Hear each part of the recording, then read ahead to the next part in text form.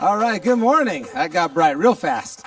Glad to see everybody. I was gone last week to Yellowstone, so I'm so happy to be back. But interesting happened. We were in Yellowstone, and you may remember a couple weeks ago I was talking about how we have to learn to let go of the past and the future and focus on today. I have to say, when I was in Yellowstone, this got hit with me like I'd never expected before. So we met some old friends there from California, and they were out and they had their kids. Well, they had a daughter that was 8 years old, cute as could be, smart as a whip, okay? And I've never seen this. I've been working with kids for 30 years. I've never seen this. They were at the gift shop, and they were going to buy her a Christmas present for all the kids, right? So they said, let's get you some of these slippers. And they had the bear slippers, you know, the big fuzzy ones, and the wolf slippers. And they go, which one do you want? She says, the bear slippers. And they said, okay. So they get them. We head outside, and then all of a sudden she looks really concerned. And she says, what if I'm going to want the wolf slippers? And they're like, well, which one do you want? I don't know. And she started this up. And, you know, they kind of get going back and forth. And finally the mom says, you know what? The 20-year-old can have a pair of slippers. Go back and buy the wolf ones. We'll have them both. Sounds good. But then she couldn't stop. She says, well, which one do I want? And he said, well, which one do you want? I don't know. What if I want the other one? And so this turned into, I'm not kidding, grown-ups, 3 hours.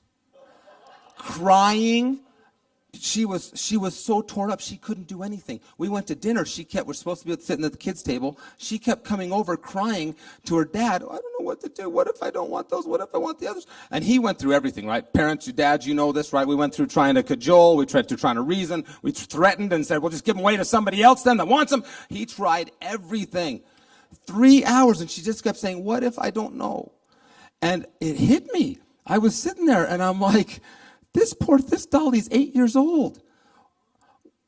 She can't make a decision. She's got the what ifs now. What is she going to be like when she's 21 and on her own? It really hit me. So we got to answer this today. We're going to do this real quick. I'm going to turn this into the kids fun thing, though. We're going to have a good time. So we all know the answer. The answer to not focusing on the future, it's one word. It's easy. It's faith. Right? That's it. It's easy. We just give it to God. Now, the problem is you can say it's easy, and you can say it's just, and you can say no problem.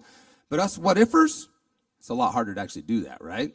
Thank you. So I'm going to have a couple volunteers I picked out. You guys come on up here. I have Jose and his son, Kason. Come on up here. You guys are going to help us real quick with this. All right. Kason, you come stand right over here, buddy.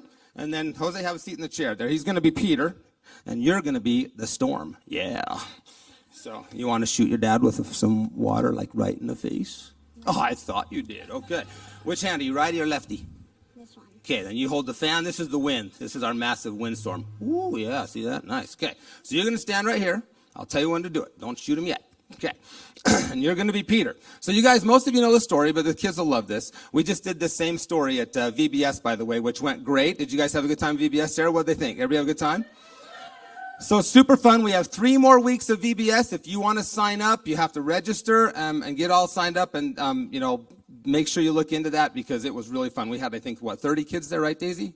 32? It was really fun. So great time. But I'm going to do the story a little bit different today because I got a grown-up, so grown-ups have to be a little more, have to deal with us a little bit more. It's all good, us kids. So, all right. So in this story, they had just finished feeding the 5,000, and Jesus sent the disciples out on the lake, which we assume is the Sea of Galilee because it's the only body of water big enough to have a storm on it in the area that I know of. So you guys are out on the lake, and the whole disciples are in the boat, and Jesus dismisses the crowd, and he goes up to pray. So the next thing you know, it gets dark, and the Bible says that Jesus was up praying. You guys were off alone, and you were already a considerable distance away from the shore, and the wind had picked up, and you were being buffeted by the waves and the wind. Means it was a good-sized storm because these are professional fishermen, most of them. They can handle their boat.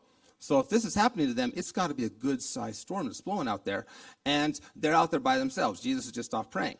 Now, here's the thing that we have to understand is in a little while, we know something's going to happen here. It's all good. But it says, shortly before dawn, they saw a figure walking on the water.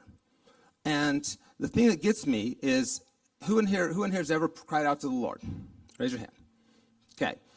When you have an issue, you're suffocating, you're really in trouble, does he ever show up immediately?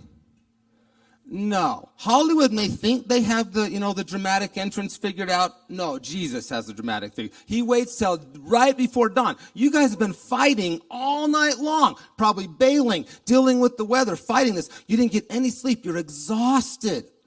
And that is when the figure shows up on the water. Okay? And of course, they're freaked out at this point. They see something walking like, ghost! Ah! And you guys are freaking out. It's a ghost! It's a ghost! And Jesus calls out across the noise of the storm, and he goes, relax, it's just me. It's me, I'm come. And so Peter, got to give you some credit, man. You got some faith, or at least some recklessness. I'm not sure which, but it was awesome. Peter says, all right, Lord, if it is you, tell me to come to you. And Jesus says, come. So Peter climbs up out of the boat, climbs off the edge. Don't step on our water yet, but he stands there. He stands on the water. Good job, Peter. Nice. It's awesome. That's some faith right there, all right? And he's going to start walking to Jesus here, but we got to have a little storm. So you come stand right here so you can get ready. Okay, here's what we're going to do. So we got to make it a little difficult. I mean, it's a 1x4. You can do it. So yeah, stand on the edge there. I got a little warp and that's all I could find. Okay, so don't walk yet. But we got to make this a little harder because we can have faith and not worry too much about the future when the future looks bright, right? Future's so bright, I got to wear shades, right? It's not a problem, right? So when the water's really just this, hold that up, hold that up, hold that up. There you go. When the water's just this, okay, just enough to, glisten, right? Just looking good, yeah, maybe a little bit, yeah, it's looking good, right? You can handle that, but that's not when Peter was walking across the water. People always picture Jesus walking across like a swimming pool. Or just a calm lake. That's not what this was, man. There were waves. There was wind. This was going on. They could probably barely hear him yell, okay? So that's what he gets out into. So we're going to stand on the edge there. We're going to do this. I'm going to have everybody help. So what we're going to do is I'm going to count to 3. 1, 2, 3. The whole audience is going to act like they're the disciples, and they're going to yell, look out! Okay? So you guys are all going to yell that on 3. When I do that, you're going to shoot him just as hard as you can. Soak him, okay? And he's going to try to walk across while you're soaking him. Got it? You ready? Gonna be fun? Yeah, that's right. Okay, so you start on there. So he starts to walk towards Jesus, and he's keeping his eyes on Jesus, but all of a sudden, 1, 2, 3, everybody, look out! Ah! Ah! Yeah, it got a little harder. Okay, stop. You're drowning him. Okay. All right. Oh, okay.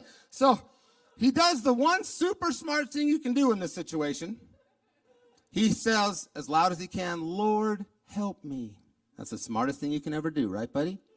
And Jesus immediately reaches down and catches him because he was starting to sink, and he pulls him back up to the water, and they walk together. And the Bible says when they get back in the boat, as soon as they get in the boat, the storm dies.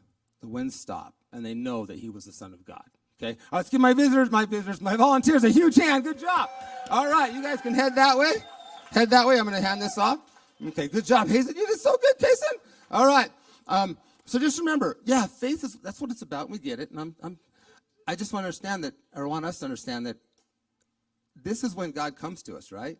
He comes to us after we're starting to sink. Never seems to come when we're first starting to walk out there, right? He wants us to take the step of faith. Then he comes when we're going to sink. All right. So, Jose, that towel is for you. You got lucky. I was going to throw a giant bucket of ice water on you, and I got told no. So that was your gift. The next time you go see the waves, you go to the beach, you take that big beach towel I bought you, and that is for you to remember that Jesus always comes through. So let's have faith.